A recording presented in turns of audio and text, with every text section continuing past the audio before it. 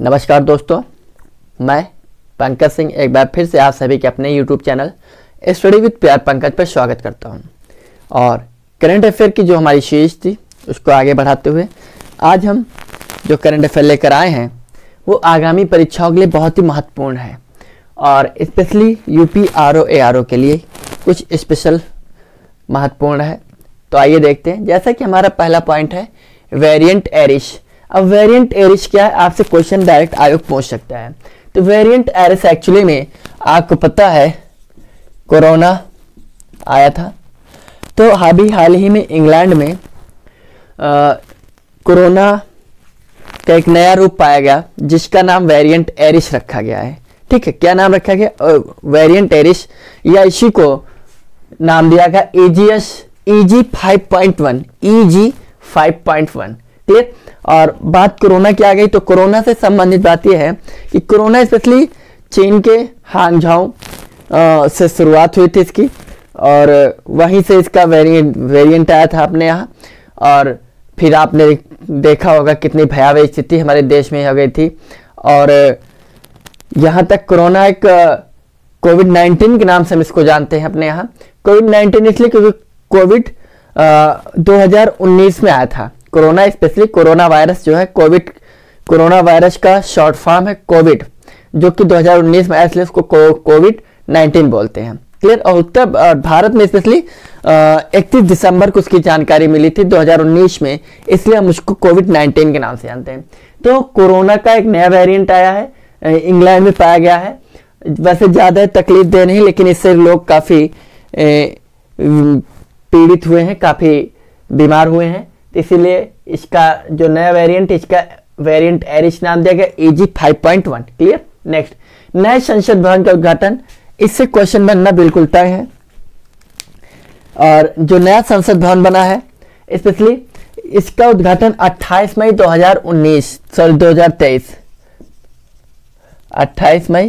2023 को देश के प्रधानमंत्री नरेंद्र मोदी ने इसका उद्घाटन किया है। और इसमें जो लोकसभा है, इसमें लोकसभा में 888 सीटें हैं, वहीं पर राज्यसभा में इसमें टोटल 384 सीटें हैं। कितनी हैं? 384 सीटें हैं। लेकिन संयुक्त अधिवेशन है, संयुक्त रूप से जब कोई भी मीटिंग होगी संयुक्त अधिवेशन के, उसके लिए 1272 सीटें नियुक्त बनाई गई हैं। कितनी सीटें हैं संयुक्त अधिवेशन के लिए? 1272। लेकिन लोकसभा की सीटें 888, राज्यसभा की 384। और यहीं पे स्पीकर यानी लोकसभा का जो अध्यक्ष होता है जिसको स्पीकर बोलते हैं, स्पीकर के सीट के जस्ट पीछे एक संगोल लगाया गया जो कि सोने का है, और उसका संबंध चोल शासकों से है, चोल वंश से संबंध है संगोल का। ठीक। और लेकिन इसी दिन 28 मई 2023 को ही देश के प्रधानमंत्री ने एक 75 रुपए का प्रतीकात्मक सिक्का जारी किया था, 75 रुपए का, तथा एक डाक टिकट भी जारी किया था। क्लियर। डाक टिकट और 75 रुपए का एक प्रतीकात्मक या स्मारक सिक्का जारी किया था। तथा ये जो संसद भवन बना है नया, ये जो जिस प्रोजेक्ट के तहत बना है उस प्रोजेक्ट का नाम है सेंट्रल विस्टा। सेंट्रल विस्टा के तहत बना है। और सेंट्रल विस्टा का तात्पर्य है कि यानी उस क्षेत्र में जो भी काम होगा उस पूरे कार्य का, उस प्रोजेक्ट का नाम ही सेंट्रल विस्टा होगा। कहने का तात्पर्य अगर उस क्षेत्र में कोई पार्क बनेगा तो भी सेंट्रल विस्टा ही कहलाएगा, सेंट्रल विस्टा प्रोजेक्ट कहलाएगा। ठीक। यस, उस क्षेत्र में कोई और कुछ निर्माण कार्य किए जाएंगे तो वो भी उसका नाम भी सेंट्रल प्रोजेक्ट या सेंट्रल विस्टा के नाम से, सेंट्रल विस्टा प्रोजेक्ट के नाम से हम उसको जानेंगे। क्लियर। और इसकी जो आधारशिला है 10 दिसंबर, कब? 10 दिसंबर 2020 को प्रधानमंत्री जी के द्वारा रखी गई थी, नरेंद्र मोदी। और इसका उद्घाटन भी प्रधानमंत्री नरेंद्र मोदी जी के द्वारा ही किया गया है। और इसके 3 गेट है, तीनों का नाम है ज्ञान, कर्म और शांति। ज्ञान, कर्म और शक्ति, ज्ञान, कर्म और शक्ति, ये 3 गेट है, तीनों के नाम है ज्ञान, कर्म और शक्ति। और जो लोकसभा है, इस लोकसभा का जो थीम है वो राष्ट्रीय पक्षी मोर, राष्ट्रीय पक्षी मोर है, वहीं पर राज्यसभा का राष्ट्रीय पुष्प कमल है। क्लियर, राज्यसभा का थीम या विषय क्या है? कमल है। राष्ट्रीय पुष्प जो हमारा है वही लोकसभा का मोर है, पिकॉक। क्लियर, और इसको बनने में लगभग 1200 करोड़ रुपए का खर्चा आया है। कितना? 1200 करोड़ रुपए का खर्चा आया है।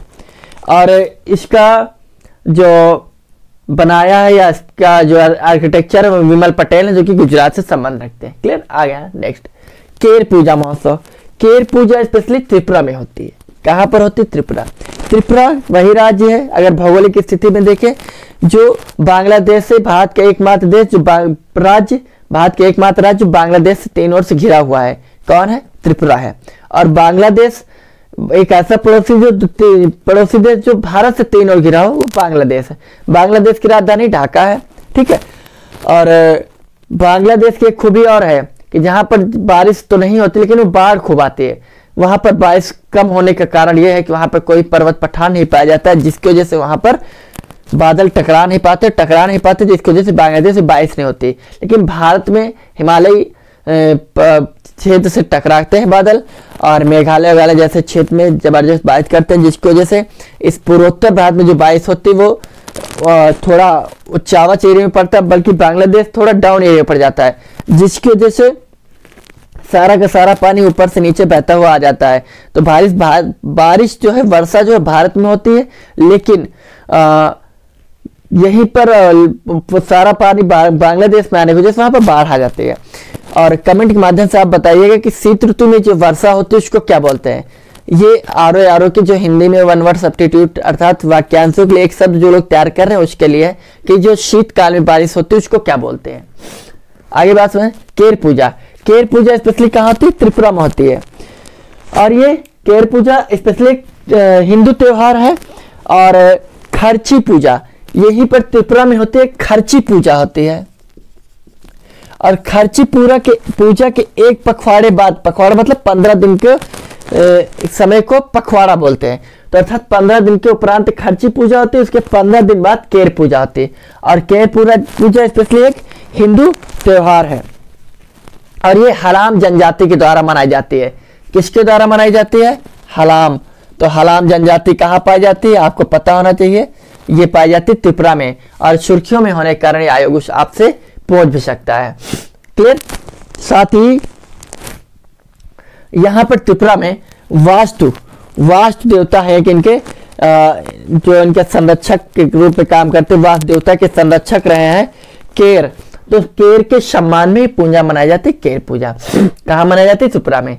कौन सी जनजाति बनाती? हलाम जनजाति। नेक्स्ट, राजस्थान। राजस्थान इस समय बहुत ज्यादा सुर्खियों में, क्योंकि वहां पर लोकसभा के विधानसभा के इलेक्शन चल रहे हैं। और राजस्थान में इस समय वर्तमान में जो मुख्यमंत्री हुए हैं अशोक गहलोत साहब हैं, और वहां पर 2 पार्टियों में जबरदस्त खींचातानी चल रही है, कांग्रेस दूसरी बीजेपी। तो इलेक्शन का दौर चल रहा है, इसलिए एक से एक गारंटी वोटर्स को लुभाने के लिए आएंगी। तो राजस्थान में न्यूनतम आय गारंटी विधेयक 2023 जारी किया गया है। ये स्पेशली मनरेगा के तर्ज पर तैयार के तहत बनाया गया एक विधेयक है। इसमें स्पेशली 125 दिन काम दिया जाएगा। 125 दिन के काम देने की गारंटी दी गई। लेकिन वहीं पर मनरेगा में 100 दिन की गारंटी काम है आपको। लेकिन मनरेगा की खूबी और जान लीजिए, मनरेगा में 100 दिन का काम गारंटी, 100 दिन की गारंटी दी गई काम की, लेकिन ये केवल ग्रामीण क्षेत्र के लिए है। लेकिन ये जो राजस्थान न्यूनतम आय गारंटी विधेयक है, यहाँ पर एक योजना चलती है मनरेगा के तर्ज पर ही, जिसका नाम है महात्मा गांधी न्यूनतम गारंटी योजना। महात्मा गांधी न्यूनतम गारंटी योजना जो कि जिसको हम मनरेगा बोलते हैं, लेकिन यहाँ पर एक चलती है इंदिरा गांधी शहरी योजना। तो शहर के लोगों के लिए भी एक राजस्थान न्यूनतम आय गारंटी योजना इंदिरा गांधी शहरी योजना के तहत चलाई जाती है। और यहाँ के पुरुष, महिला, विकलांग सभी लोगों की गारंटी की बात की गई है, रोजगार की गारंटी न्यूनतम आय की। ठीक है, तो 2023 में किसके? राजस्थान में। विश्व का पहला नैनो डीएपी। विश्व का पहला नैनो डीएपी। नैनो डीएपी कहने का तात्पर्य क्या है?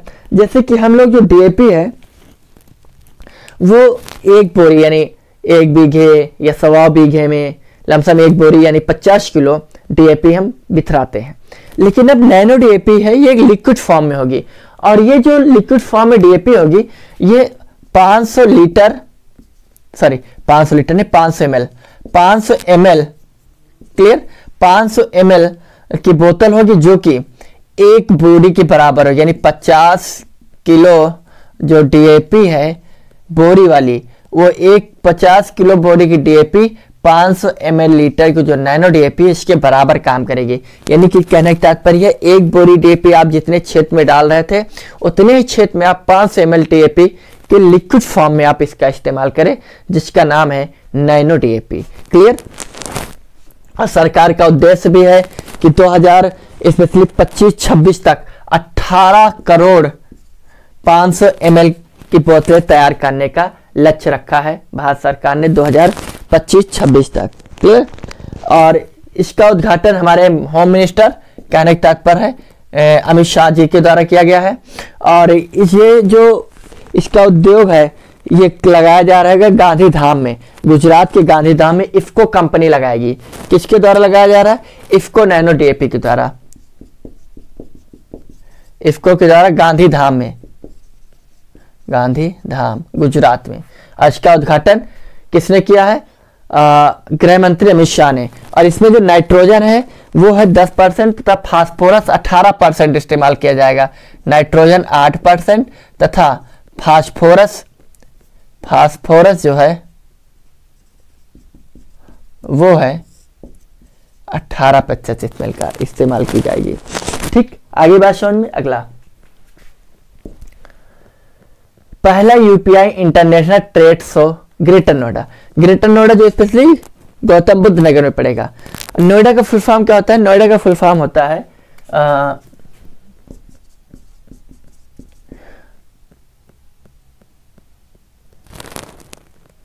New Okhla industrial development authority. New Okhla industrial development authority ये नोएडा का नया नाम होता है। नोएडा एक बसाया गया शहर है जो कि जब दिल्ली में लोग फैसिलिटीज देखकर भागने लगी जनता, तो दिल्ली में जगह कम पड़ गई। तो जब दिल्ली में जगह कम पड़ गई तो दिल्ली के आसपास क्षेत्र पे शहर बसाए जाने लगे, जिनमें से एक शहर है ग्रेटर नोएडा। ठीक है, ग्रेटर नोएडा कहने तो वहां पर एक क्षेत्र है ओखला, तो ओखला भी भर गया। जब ओखला भर गया तो एक नया ओखला बनाया गया, वहां पर सारी इंडस्ट्रियल वगैरह कंपनी वगैरह डाली गई, जिसका नाम दिया गया new Okhla industrial development authority. Clear. अब फिर उसके बाद वो भी भर गया, तो अब एनसीआर क्षेत्र, अर्थात एनसीआर क्षेत्र में कुछ उत्तर प्रदेश के जिले शामिल किए गए हैं, कुछ हरियाणा के, कुछ राजस्थान के। इस प्रकार से कुछ जिलों को शामिल किया गया, क्षेत्रों को शामिल किया गया, और ये कहा गया जो फैसिलिटी दिल्ली शहर में दी जाएगी वो सारी फैसिलिटी दिल्ली एनसीआर के क्षेत्र में भी दी जाएगी। एनसीआर मतलब नेशनल कैपिटल रीजन। ठीक, राष्ट्रीय राजधानी क्षेत्र। तो राष्ट्रीय राजधानी क्षेत्र के अंदर कुछ इंडिकेटेड एरियाज हैं, डिस्ट्रिक्ट्स हैं, अन्य राज्यों को, जिनको दिल्ली के अंदर जो भी फैसिलिटीज है उन क्षेत्रों तक फैलाया जाएगा, ताकि लोग दिल्ली को न भागकर दिल्ली से थोड़ा हटकर बसे। ताकि क्यों भाग रहे हैं, क्यों पहुंच रहे हैं दिल्ली? क्योंकि उनको फैसिलिटीज चाहिए। उस फैसिलिटीज को हम आपके गांव में दे देंगे तो आप शहर क्या करने जाएंगे? तो वही कहने का तात्पर्य है। ठीक है, आइए। तो पहला यूपीआई इंटरनेशनल ट्रेड शो कहाँ किया गया? ग्रेटर नोएडा। ग्रेटर नोएडा अर्थात गौतम बुद्ध नगर। और स्पेशली आपसे यह क्वेश्चन पूछा जा सकता है, पहला यूपीआई इंटरनेशनल ट्रेड शो कहाँ किया गया? तो ग्रेटर नोएडा। ठीक, नोएडा और ग्रेटर नोएडा ये कहाँ है? गौतम बुद्ध नगर में पड़ते हैं, दोनों ही दोनों। और गौतम बुद्ध नगर स्पेशली दिल्ली से सटा हुआ उत्तर प्रदेश के एक जिला है। नेक्स्ट, 22वीं world renewable energy congress Kuala Lumpur. Kuala Lumpur कहाँ है? मलेशिया की राजधानी कुआलालंपुर है। कहाँ की राजधानी कुआलालंपुर है? मलेशिया की। तो इसकी हिंदी होगी विश्व नवीनीकरण ऊर्जा कांग्रेस। ठीक, रिन्यूएबल एनर्जी नवीकरणीय ऊर्जा कांग्रेस। कुआलालंपुर में इसका आयोजन किया गया। कुआलालंपुर मलेशिया पड़ता है। अब मलेशिया कहाँ है? मलेशिया स्पेशली दक्षिण पूर्व एशिया में 10 देश हैं। उन 10 देशों में से एक प्रमुख देश है मलेशिया। और मलेशिया और इंडोनेशिया के मध्य एक प्रमुख जलमार्ग है, ठीक है। और उसी जलमार्ग से होते हुए आपके स्पेशली पानी के जहाज जो हैं वो दक्षिण चीन सागर होते हुए चीन विन आते जाते रहते हैं। क्लियर? तो ये है कोलालमपुर। कोलालमपुर में कौन से 22वीं विश्व नवीकरणीय ऊर्जा कांग्रेस का सम्मेलन कोलालमपुर में किया गया। ठीक, नेक्स्ट, भारत और अफ्रीका के मध्य 2 दिवसीय अंतरराष्ट्रीय मोटा अनाज सम्मेलन गठित किया गया है। ठीक है, मोटा अनाज सम्मेलन से मुझे बात आ गई कि उत्तर प्रदेश में 2 दिवसीय बाजरा उत्सव का आयोजन किया गया। कहां पर किया गया है? वो किया गया है आगरा में। बाजरा आगरा 2 दिवसीय बाजरा सम्मेलन कहां पर किया गया? उत्तर प्रदेश के आगरा में। ठीक, लेकिन यहाँ पर क्या है? मोटे अनाज। तो अफ्रीका तो एक महाद्वीप है, तो अफ्रीका के किस देश में? केन्या के नैरोबी में। नैरोबी, केन्या की जो राजधानी है वह है नैरोबी। केन्या कहाँ? केन्या पिछली आपको मैंने वर्ल्ड ज्योग्राफी में जो अफ्रीका महाद्वीप पढ़ाया है, उस अफ्रीका महाद्वीप मैंने आपको विक्टोरिया झील पढ़ाई थी। उस विक्टोरिया झील मैंने बताया था कि विक्टोरिया झील इसलिए 3 राज्यों से अपनी सीमा साझा करती है, 3 देशों से सीमा साझा करती है, केन्या, तंजानिया और युगांडा। तो वही केन्या है और केन्या की राजधानी क्या है? नैरोबी है। तो यहाँ पर इंडिया अफ्रीका अंतर्राष्ट्रीय मोटा अनाज सम्मेलन नैरोबी यानी केन्या की सह सरकार की सहमति से यहाँ पर मोटे अनाज सम्मेलन, क्योंकि यहाँ की जनता जो है वो अफ्रीका महाद्वीप काफी गरीब महाद्वीप है, तो यहाँ पर बहुत सारे लोग, बहुत सारे देश ऐसे हैं जो बहुत गरीब हैं। ठीक है, इसलिए यहाँ पर ये भारत के साथ समझौता किया गया है। Next, 7वां India mobile Congress 2023 Pragati Maidan new Delhi में आयोजित किया गया। Pragati Maidan new Delhi. Clear? Next, E fast India electric freight accelerated for sustainable transport. E fast specially NITI Aayog के द्वारा चलाया गया एक पहल है, जिसमें खासकर जो भी साधन है उन पे जो स्पेशली जो ट्रांसपोर्ट है उसके आयात निर्यात के लिए खासकर, तो वहां पर कुछ साधनों का ऐसा इस्तेमाल करना है जो कि सतत ट्रांसपोर्ट करने का तात्पर्य है कि पर्यावरण को किसी प्रकार से नुकसान न हो। इन चीजों का विशेष ध्यान दिया जा रहा है। E fast India electric freight accelerated for sustainable transport. Next, straight from the heart by God decrees, ये अलग है। Straight from the heart. Next, by God decrees. Next, cricket my style and next with शिक। ये पुस्तकें हैं, ये पुस्तकें हैं। इनमें से एक स्ट्रेट फ्रॉम द हार्ट, ये ऑटोबायोग्राफी है कपिल देव की। बात अगर कपिल देव की करें, कपिल देव हिंदुस्तान के पहले क्रिकेट टीम के कैप्टन रहे हैं जिन्होंने पहला वर्ल्ड कप जिताया भारत को 1983 में। ठीक है, लेकिन ये हमारे लिए बड़ी दुर्भाग्य की बात है 2023 में जो वर्ल्ड कप का फाइनल रहा है भारत और ऑस्ट्रेलिया के मध्य, जिसमें हमें हार का सामना करना पड़ा है।